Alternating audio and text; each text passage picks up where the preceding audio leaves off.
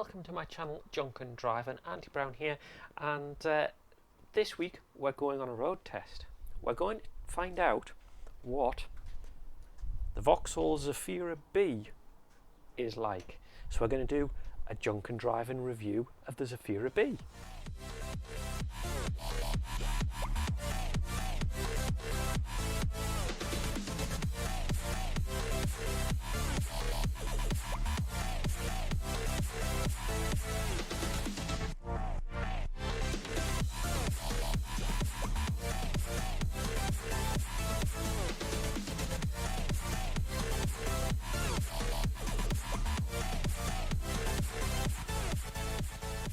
Hello and welcome back to the Junkendriven project. Don't forget to join in on Twitter with the hashtag Junkendriven. So if you're new to the series, it's simple. I take a look at cars that people actually use, the daily drivers of this world. So follow the rest of the series by searching for Junkendriven on YouTube and Twitter. Links are below to this video as well. And remember to subscribe to the channel to get new updates, car fix videos, electronic reviews and more. The one we're looking at is a 2010-2011 plate Vauxhall Zafira. This is the 1.7 ecoflex diesel engine. And these are some of the most popular MPVs around, especially in the UK. Now remember, this is on the Vauxhall badge. It also goes under the Opel badge in other parts of the world. And this uses one of their flex seating systems, where you can have your regular 5-seater and then there's an extra 2 seats that you've got that pop up in the boot. So we'll show you about that in a second. Here I've already got the engine bay open for you to take a look. Fairly standard Vauxhall Ecotec engine, everything hidden away by plastics as most.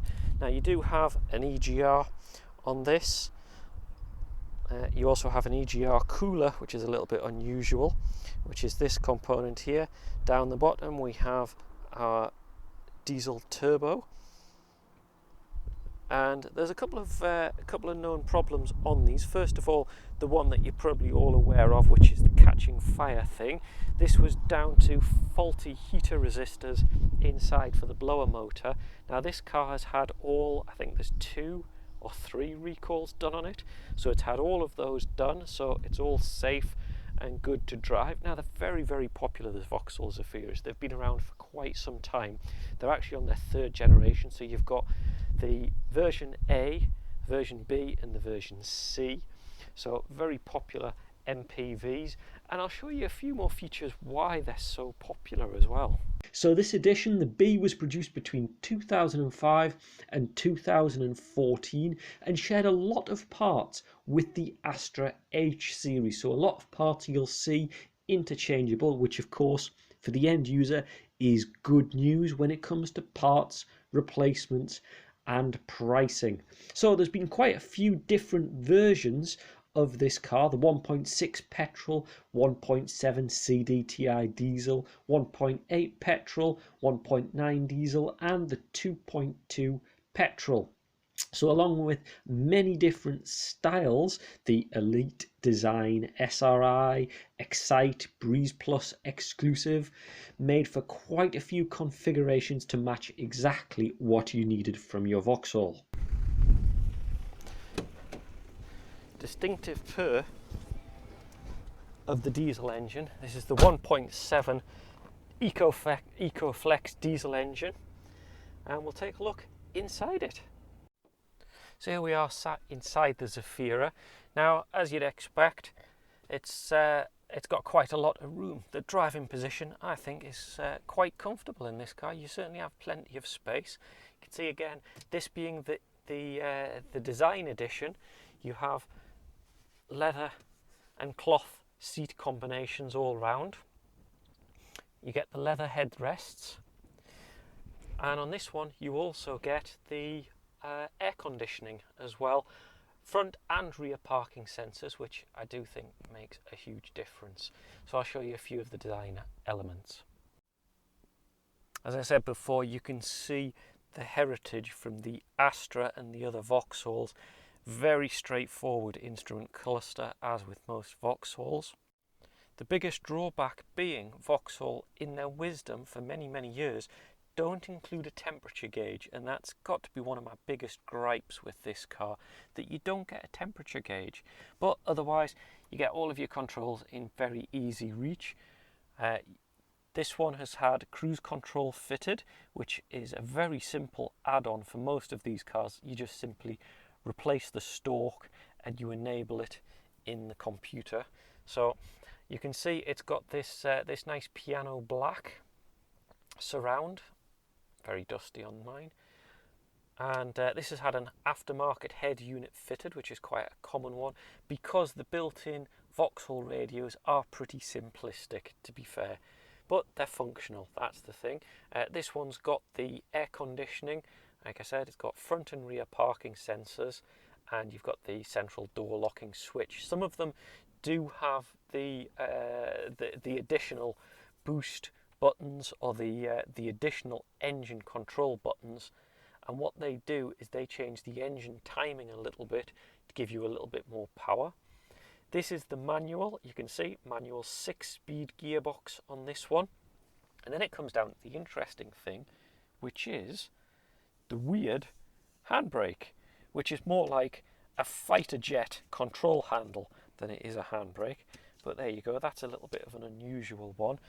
And you've got an armrest that comes down there, which I've never understood the use of in a manual, because in an automatic it's fair enough having an armrest there, but I find it gets in the way a little bit, so that never gets used. Going round to the back of the car, and we'll climb in the back and show you, but looking from here you can see loads and loads of space back there, really comfortable rear seats as well, in again the leather and fabric combo. So let's go in the back of the car.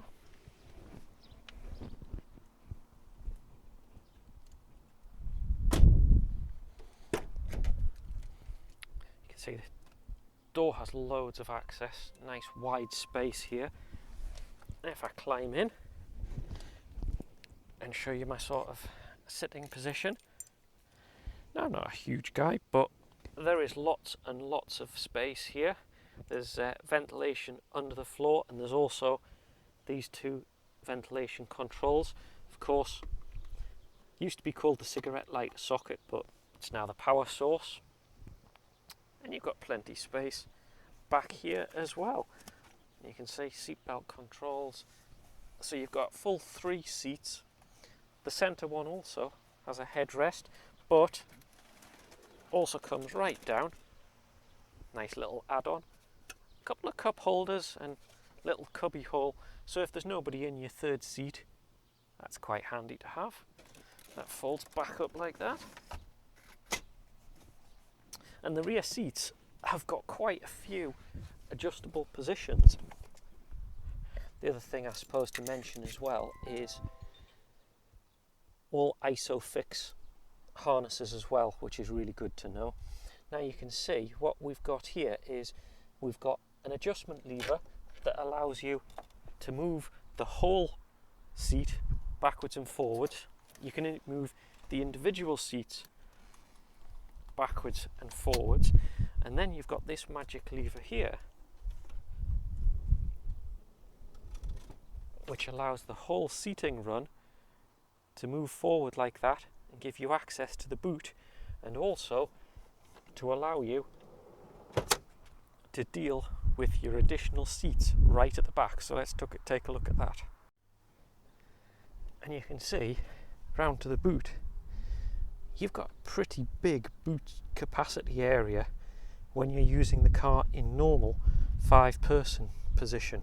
You can see we've actually got loads of space, which is one of the reasons why, and I've got to say, I chose this car. So this is actually my car that we're looking at on Junkendriven this time round, and I find it useful because carrying a lot of stuff from time to time, but also as a main family car, it works great. And then we come on to the party piece. So when you've got more than 5 people to transport, what you do, you move the seats forward,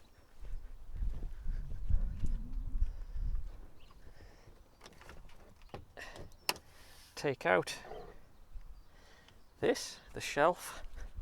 Well, it's the luggage cover. Actually, there's nowhere to put that. That is one of the downsides I've always found. Then what you do, and this is all very, very similar to the one on the Zafira A as well. Now the carpet's down, what we do is we reach for this handle here, pull, and then the seat does its little twisting thing, locks in at the bottom there, locks in at the top there, and there you have it. And if we go around and take a seat, now it's easier to get in by doing that. If you climb in, and there we go, I'm in. But I think for a reasonable sized adult with the seats back, I think it may be struggling for space somewhat. There's the seat belts there which hide away to protect them when they're not in use. But there's not an awful lot of room here. You can see my knees are up quite high, but you get a drinks holder. And the back of the car's not too bad at all, really. But having that extra flexibility makes a huge difference for a large family, I think. So what's the Vauxhall Zafira B like to drive? Well, it's quite an easy car because it's based on the Vauxhall Astra base. Most of the handling and control has already been perfected by the Astra. So when it comes to driving, it's really quite easy, and anyone that's driven practically any Vauxhall will find the same sort of thing, because in a future video we're going to be driving the Vauxhall Corsa, which is just a small version of the same car. So they share most of the same running gear, the same basics underneath. So it's a really easy car to drive. It can get up to speed quite nicely. Like I said, this is the 1.7 CDTI engine, and it's got a turbo diesel on it. And it's got a little bit of power to it. Now obviously when it's fully loaded, it does have to work a little bit hard, but with the 6-speed gearbox, it can quite happily cruise along at 60, 70 and get decent fuel economy. The average consumption on this car at the moment is 52.3, which isn't bad at all really for this size of car.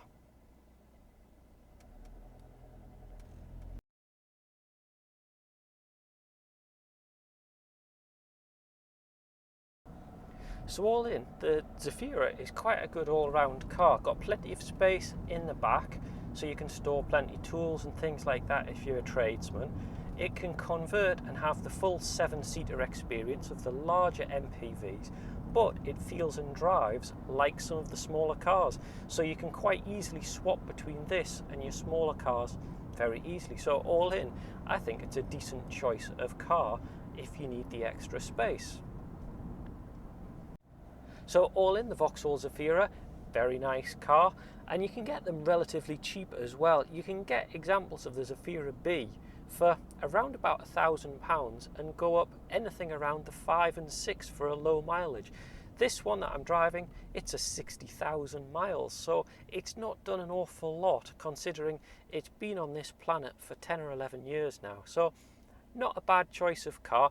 If you've enjoyed the videos, please remember, do pop a like down the bottom and subscribe so you can see some more cars where we're going to be taking a test drive and letting you know what they're like out on the real roads. So also join the Facebook group Junkendriven and take a look on there for future videos. Otherwise, I'll see you then.